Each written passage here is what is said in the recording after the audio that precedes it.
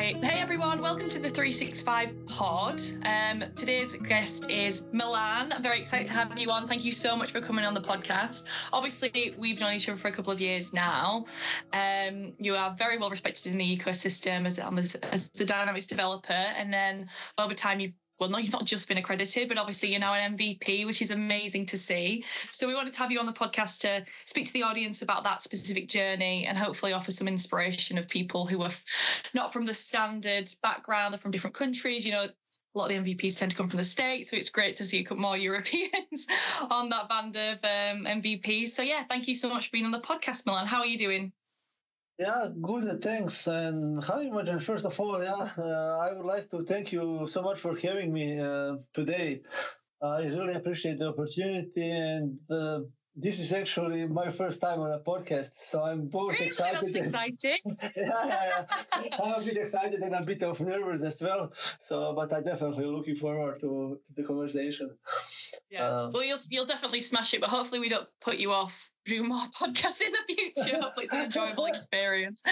But yeah, I mean, obviously you've spoken at so many conferences, so I imagine speaking in a room full of people is a bit more terrifying than this, but who knows? We have to get some feedback at the end. It is definitely, it is. I mean, at least when I started, it was quite horrifying, to be fair with me. I was so nervous, but now, since you are doing it more and more and more, it just gets more natural, and now it is completely fine. But yeah. I hope it will be better with podcast. It will not be the same as starting with... Yeah, fingers crossed. We'll have to give each other some feedback. And then, I mean, one of the reasons I wanted to get you on a podcast is because what I think is great is where you've come from, what you've done with your career. Obviously, developer isn't typically kind of persona or personality that would be seen on stage. So I just really think that that's amazing for you to kind of break that stereotype. But tell the viewers and the listeners a little bit about yourself and how, I guess, we first met as well, if you want to start with that. Yeah, of course. I can start with that. So, as we already said, my name is Milan, and I come from Croatia originally, so from a town called Osijek. It is a bit on countryside in Croatia, so it is not, unfortunately, on the coast. And I started my career there. I went to a university there, and I started my career as a web developer, actually as a .NET engineer. And then one thing led to another. We moved to another city, and then I started looking for a new job, and I started working with Navision, which was like predecessor of Business Central. And then I just actually fall in love with it from the first time. I don't know why, but I started liking it, and I started working more and more with it. And then one thing led to another, and then I think it was 1 year, 1.5 years ago, I actually met Imogen when I was looking for a new job. Imogen was actually the one who helped me move to Norway, where I'm actually now. So, I mean, we work. Me and my wife, we work in Croatia, and we decided that as a next step that we would like to move somewhere from Croatia, and it was actually a perfect timing, perfect moment for that. And all things like kind of get settled, and we started looking where we can go. And then I saw this ad for that Imogen posted, and then we met. We stayed in touch after that as well. We still meet at these conferences and these bumper cars. We always do, don't we? The last conference, obviously, was Directions. I was on the bumper cars. I turned around and I smashed into you. And I was like, what? Milan? It's a very small space, the BC space, but I think that's one of the great things about this community, as well as obviously the wider Microsoft community, is that you can get these amazing opportunities. I know that you said that you don't necessarily know why you loved NAV back then, but do you know why you love BC, or, you know, why you love this community now you're so heavily involved in it? Yeah, so, as we talk about these stereotypes of developers, I mean, I also find myself that I don't see myself a lot of in this stereotype because I also see developers to be like a bit introverts, and then I'm kind of to be more open, more social guy, and that helped me actually enrolling in community. But we can talk about that a bit later. Why I started liking Business Central. It was just because with .NET and web application, it was just more pure technical, and it was just. But when we're working with ERP systems like Business Central, you also need to know a bit of business processes itself, and that was the thing that always. That I always found interesting. So since my college days, I liked this part of that area, that part of the business as well. And then this BC actually gave me opportunity. And then when you work on these different projects, you will learn more and more different business processes. And one project, maybe you will work every on industry is different, which is half the battle, isn't it? Right? Every industry is so different. It's madness. Yeah, that is true. That is true. And then I just felt that this is the thing that I want to spend my time, that I want to work on. But to be fair, when you tell people what you are working on, and when you tell them it is some ERP system, they usually think it is boring. And I don't know. For me, it is fun, but probably maybe even for you, this is not the best of fun. But yeah, I mean, working on it, it's filled me pressure, and we have this great community which I always admire, and I always have this passion to just keep learning new stuff and just keep growing. And I think this is the best way. And then I just started learning from additional people who are active in community. I thought after that maybe I could also offer something as a back, to give something back to to that community, and then I also enroll actually myself there, and I started being more and more active. Yeah, excellent. Because I think obviously you were very well involved in the Croatian side of things. I remember when we were speaking, when we first started working together, you're like, I speak at conferences. I really enjoy that and everything. I now have followed your lead, so I've spoken at a few conferences now. I think we both spoke at Dynamics Minds last year as well. I'm on this year as well, so I'm excited about that. So hopefully we'll see you there, get to see you in person, Dynamics Minds. But I think, do you believe that the move from Croatia to Norway, what motivated you to move there as well? Do you think it was for the more opportunities? Was it for the cold weather? Was it for the skiing? What for you was it a career choice, do you think? To be fair, what I like most was the offer and opportunity that I got here. But to be fair, 5 years ago, my wife started learning Norwegian. We were still in Zagreb, in Croatia, and I thought, I tell her, why you are learning this? We will never need this language. I mean, I don't see any value in it. And because I always thought if we move somewhere, this will be probably some other country in Europe, maybe Switzerland, Germany, Belgium, I don't know, Netherlands. I didn't thought as much about Norway. And then when we started looking for a job, we just explored our options. We didn't have one country in mind where we actually just want to go, but we were just looking more about opportunities. Also, like that country is good to live in, that work-life balance, safety, and all of that. And then all of a sudden, you come up with that job opportunity, and I thought this could be interesting. And now, we live here in Norway for a year. My wife is fluent now in Norwegian, and she's using it every day. But I still have. That's so impressive. Yeah, that's amazing. But I only know maybe 20 words. I didn't learn a lot. So that is the problem. But I mean, it's not a problem actually. But the thing is that we are working, official language in the team is English, and I don't feel so obligated so stressed to learn it so fast, and then I'm just spending my time on other things. Yeah, on the work side of things, obviously learning the new technology, because there's always a new tech these days, isn't there? Every 3 weeks, I'd say there's a new release or something, which is great. And it means that someone like yourself can always be on your toes. But it is almost as if like your wife manifested this career opportunity for you both, isn't it? She just was like, okay, this is what I'm going to learn. And then 5 years later, you're living there, which is, I think that's really exciting. Yeah. I was so naive, she probably had some plan for it. I started learning German, and I learned German for 2 years, and now I don't need it.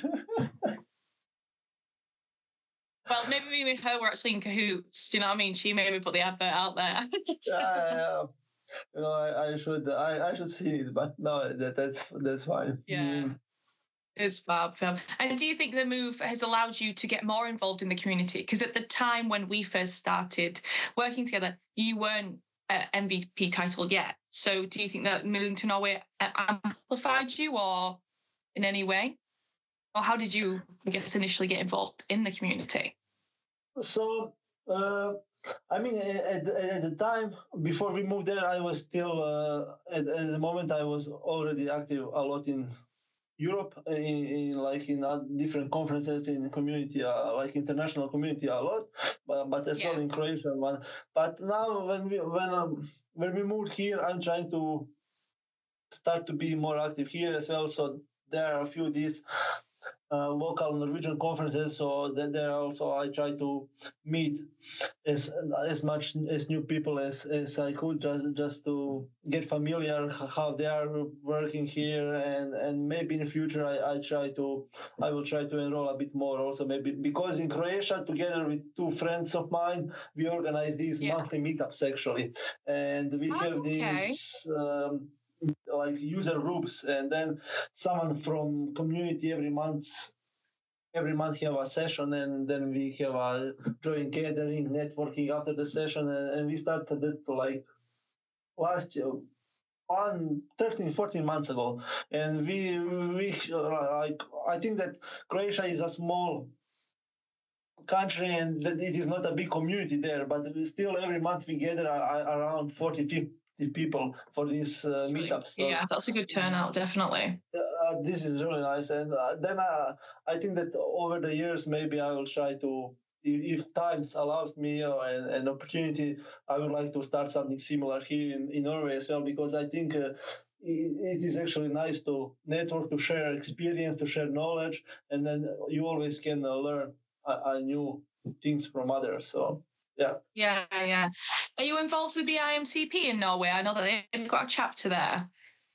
Sorry, I didn't understand it. What? It's called the IMCP. It's the International Association of Microsoft Partners, and it's a partner network. I know that there's a chapter in Norway, so definitely, if you haven't, I could make an introduction to the chapter head. Because that could be a really good way for you to speak to more. It's not necessarily competition for BDO, but it's something to really. I think that you'd really enjoy that. Definitely, from what you said. Definitely, yeah. Just I would like for you to connect me with them. I didn't talk with them, so I don't know anything about it. So I'm curious to see. Yeah, I'll send you the details. Don't worry, I've got you back. Yeah, it's really cool. IMCP. It's kind of like a partner to partner network, and it's very successful. There's a global branch out there. I've been to a couple of the UK ones. There's a big German chapter, and I know that they're attempting to create one in Norway. Obviously, that will be in Oslo as well, because it's the majority of where the tech companies are. So that's good for you. But yeah, I mean, I guess speaking of the community, obviously you're keen, you've committed. Hopefully there'll be something that will be able to reflect the success you had in Croatia, perhaps in Norway.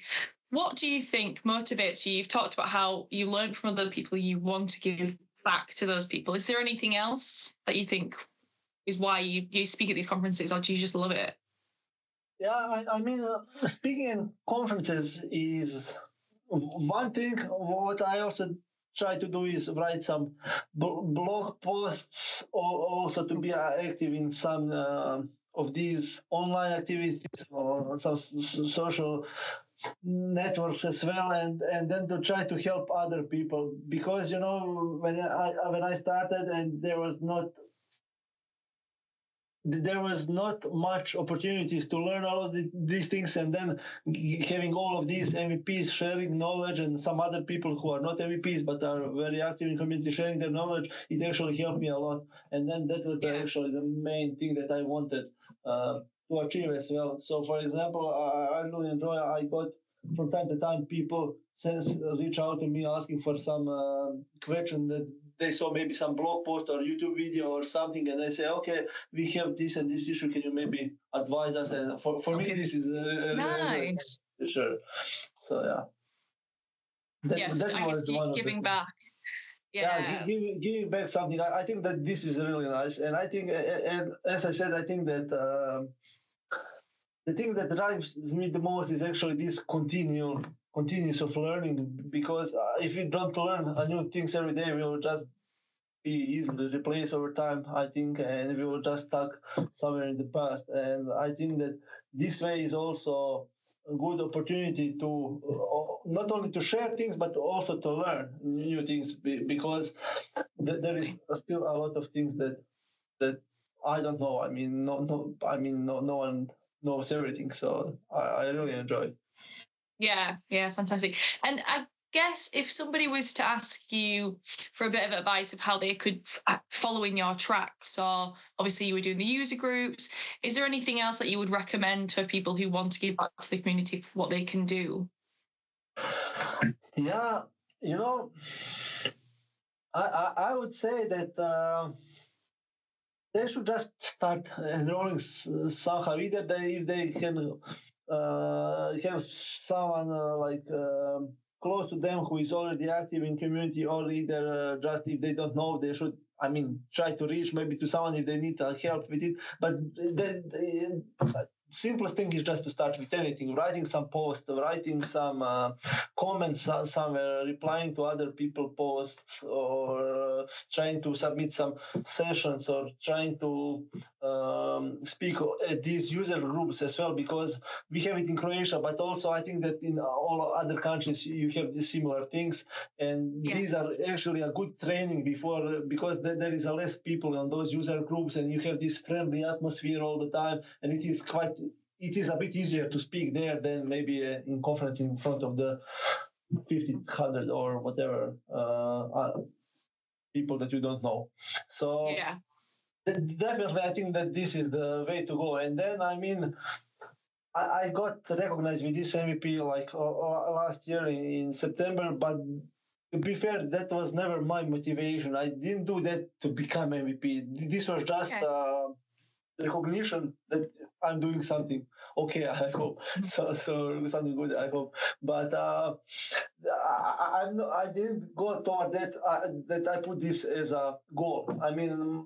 My goal is just to have fun while doing that, and just as I said, I try to meet a lot of new people as well, and to talk with new people, to see how they are working, to see in some other, not companies only, but other countries, how what is their culture, how they are tackling some problems and stuff. So I think that this is actually the main goal, because I think that if people have this goal just to become MVP, I think then they are doing this from wrong reasons, I would say. But this is just my opinion. Maybe I'm not saying that I'm right or not, but this is how I look at it. No, I do understand definitely what you're saying then. I've been at kind of sessions at various conferences where they've been like, speak with an MVP, and a lot of people have just put their hand up being like, how do I become an MVP?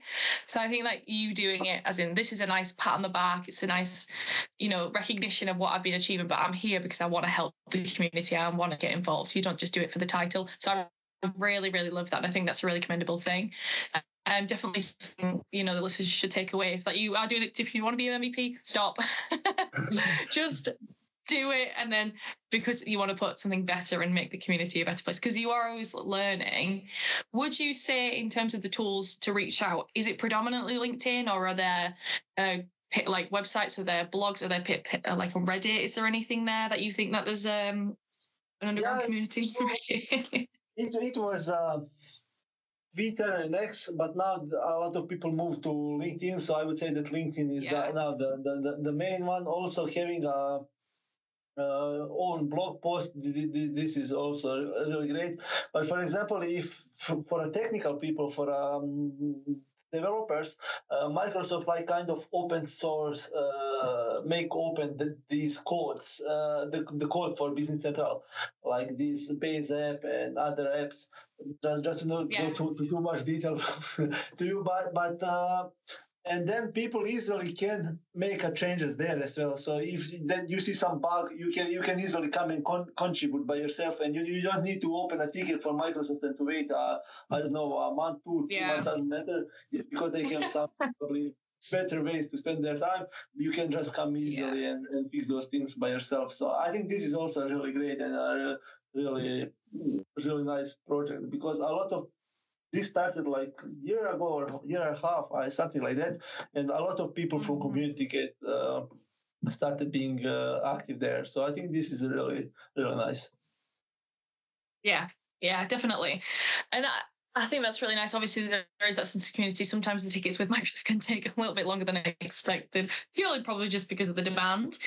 With that saying as well, I mean, one of the things I think it's really important to address is, as a developer, what are you by heart, by nature, what are you believing at the minute in terms of the impact of AI on coding? What's your initial thoughts on this?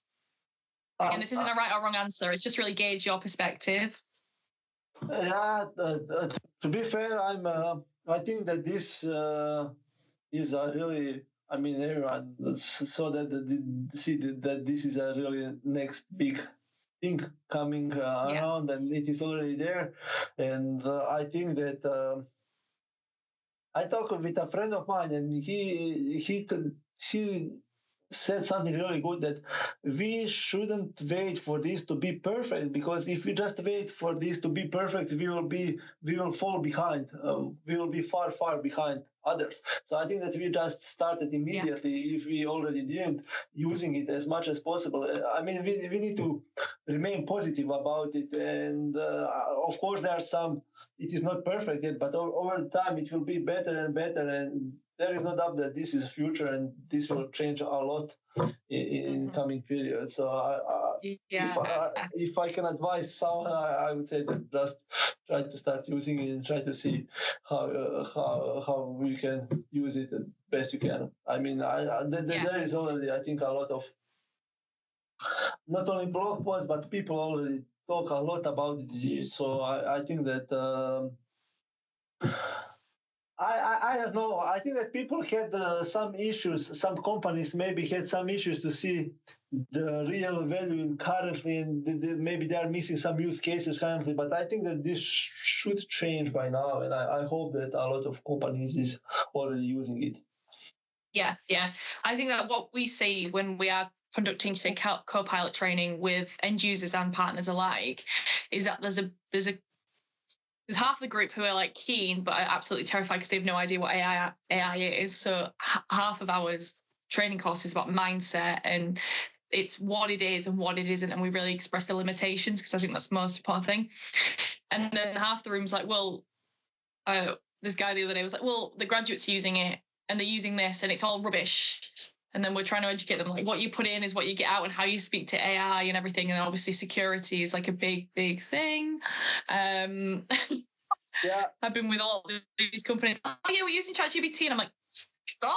Like, please stop using, because they're putting like vital company IP into that database. I'm like, no, please stop. So we are pushing people to, trying to focus on Copilot because of the tenant. But yeah, I think it's the boat's left the port, I guess could be the metaphor to use. So you need to be on it, otherwise, because it's going to be happening. And I think it was the founder of Google said that the impact of AI will have, a couple of weeks ago, he said that the impact of AI will have as much as an implication as the discovery of electricity on the human race.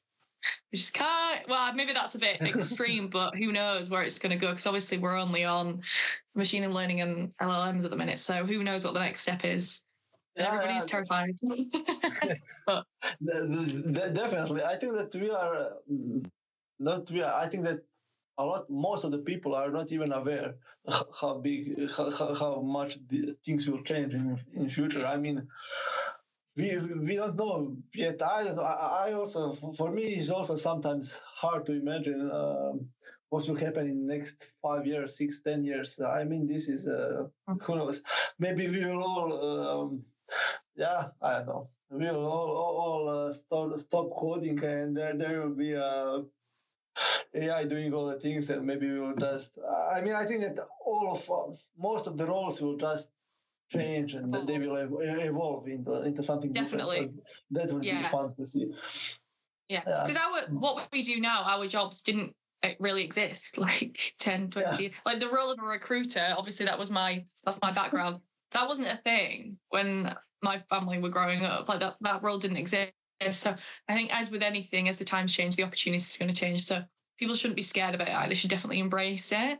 I mean, because obviously your area of expertise is more VC. So what are your current thoughts on what Microsoft is releasing with Copilot and Business Central or AI tools within VC?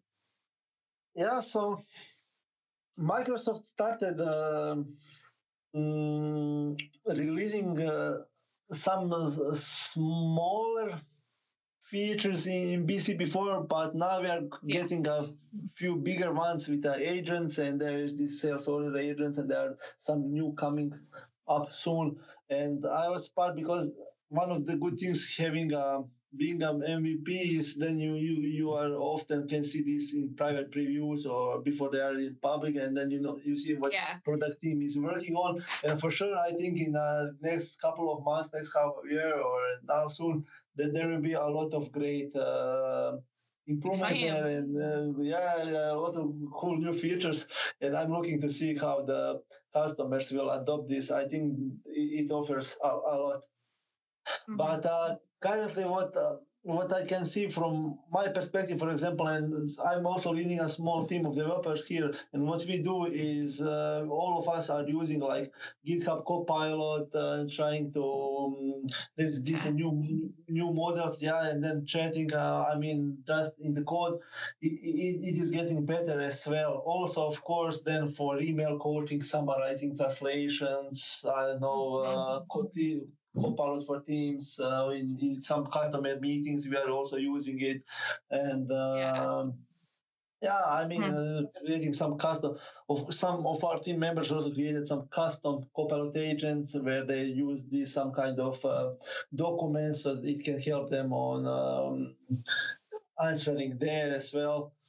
But I think that one of the biggest things, because we also here at BDO have this AI Center of Excellence team, which is helping another companies of enrolling with AI. And there are a few things. First, I think that the biggest thing and one huge part of this AI question is compliance and legal stuff, as you already said. And people are not also aware of that, and they are not compliant. So a huge part is just this is not a fun part, but you need to settle things to be right.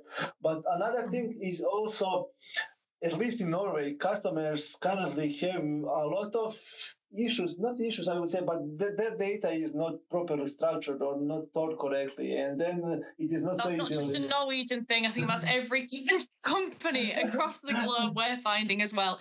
It's actually it shows you the data is crucial, isn't it? And if people don't have that CRM system or anything in place, then it is, emails is just a whole storage system for so many companies. It's mental. Mental. It is. So I think there will be definitely some rise, I think, in data analytics and preparing this data to use it properly and to have it. But I think that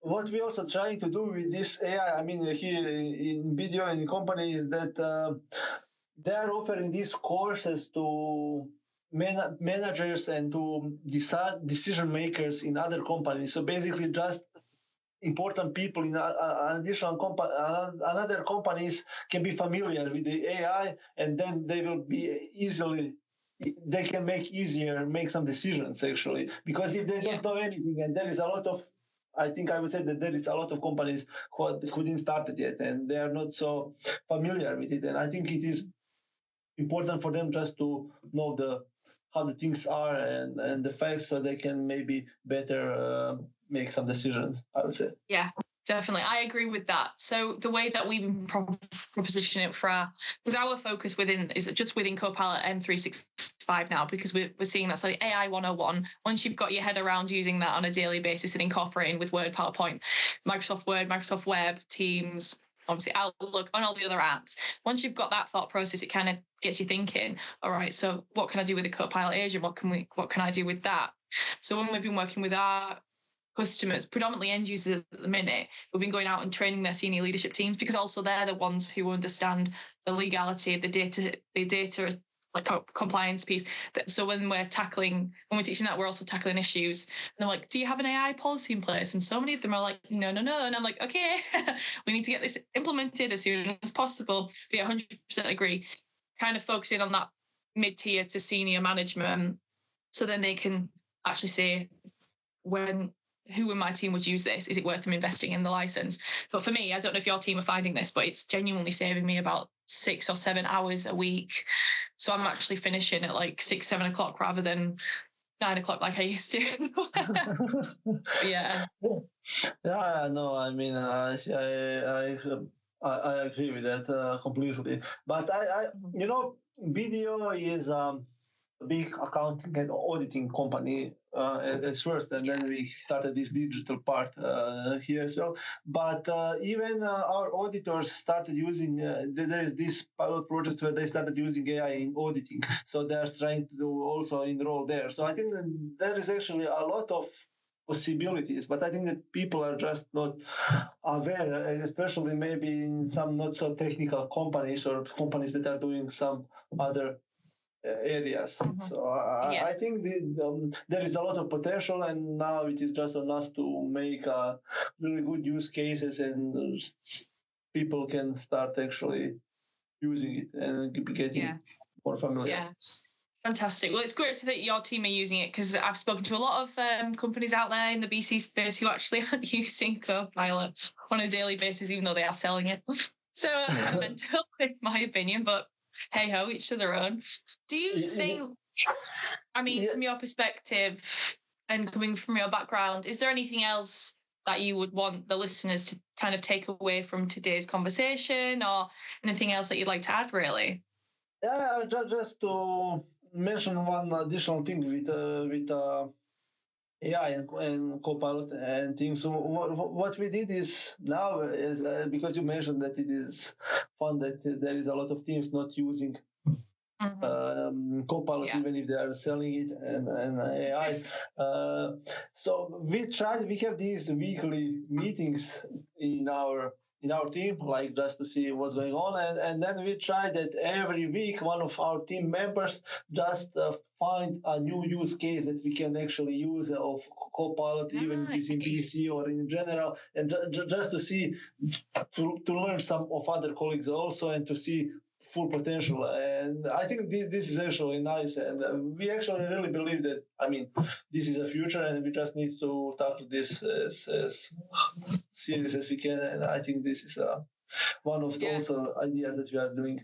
But for podcasters, to answer your initial question, I don't know. I would say that just step out of your comfort zone, and I think this is for me the thing that I'm always trying to do. I don't like being in my comfort zone, so I always, at least, I think this is a good advice to go forward, because I mean, if we are in comfort zone, then we are not learning, not growing, and I think this is actually very, very important.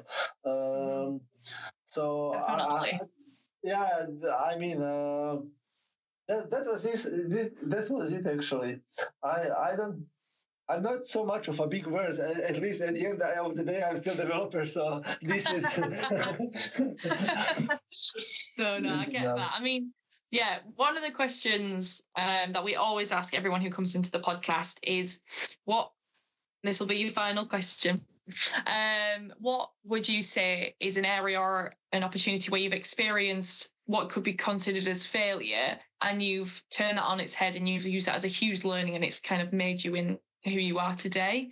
Is there anything in particular that you can think of spanning your whole career or even, personally, anything? Because we really want to challenge how people think failure is a negative thing into a positive thing.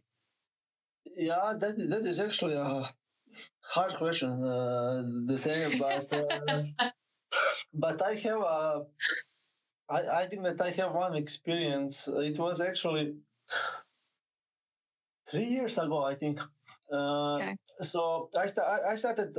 So how I started being a speaker at conferences, I started in some local conference in Croatia. I talked there together with my colleague, and then I applied for this BC Tech Days conference. This is the biggest conference for developers, and I really had a really good content and a really great session idea and things, but this was actually the first time that I was doing the session by myself. It was also in English, not my natural language. So I had put a high expectation for myself, and I was actually really excited to share that knowledge there. But things didn't go as planned at all. So I faced a lot of technical issues. I wasn't able to express myself as I wanted. I wasn't actually able to deliver the session. And then in the middle of the session, a lot of people started, going out from the room. That's awful. That was really, embarrassing. So after the session, I felt really disappointed and frustrated a bit because I prepared a lot, and unfortunately, I wasn't able to deliver the content that I wanted. But I mean, I realized quickly that this is just a part of learning process, and then instead of focusing on that failure, I just take one step back and took one step back, and then evaluated what went wrong, and then I try to learn from the experience, so then to prepare better for the next times. And then for I don't know, half a year, I didn't want to present anymore. I just needed to to go back. But I mean, after that, I mean, I improved a bit my preparation, and also not only preparation, but now after that, every next time when you go on the stage and when you talk to people, it's easier and easier. And now I often come and this is not a perfect thing, but sometimes I improvise there. Now I'm getting to be natural there, so I'm no worry anymore. So I think that this experience ultimately made me stronger in a way, but also I think that we should just remind ourselves that we just use these failures, I would say, as an opportunity to learn and to grow in the future. So this was one of the most not so good pretty things savage. for